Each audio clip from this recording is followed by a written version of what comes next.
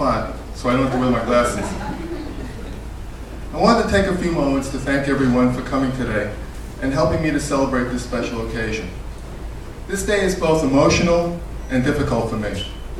I'm not ashamed or embarrassed to admit that unlike my 40th or my 50th birthday, turning 60 was really hard. And it made me feel old, whether it's real or it's perceived.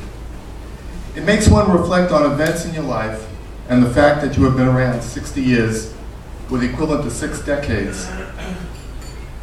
Wow. Imagine during this time, I started watching TV on a console that is now as big as my flat screen TV. And that the first TV screen we watched it on was as big as an iPad. I can now make a phone call on my iPhone and talk to the person while seeing them. I think most of us can remember that we imagined that as a fantasy when it was first unveiled at the Bell Telephone Pavilion in the 1964 World's Fair. So, rather than being depressed, I decided to celebrate this day with 50 of my dearest friends and family. Virtually everyone here today, or is with someone I have shared my life with over time, whether it's been with work, as family, or as a friendship. Obviously, there are some very close people who couldn't be here today, like my sister and brother-in-law, or my in-laws, and both of them are gazing at Palm Beach trees. I truly appreciate your sharing this day with me, which will give me some more lasting memories.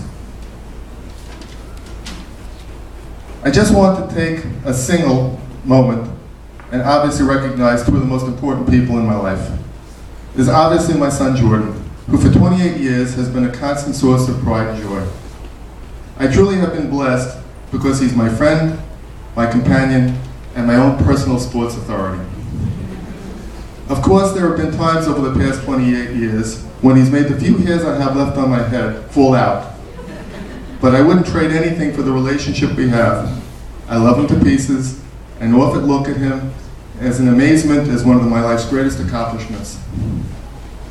Then there is the other half of what makes my life complete. As Rita said to you, we've known each other for over 40 years. She's my best friend in the world, my constant companion, and my soulmate. She became a lifelong Mets and Islanders fan for me, which these days is quite a sacrifice. Most people wouldn't do that willingly. She's always been there to guide, suggest, support, and yes, give her opinions.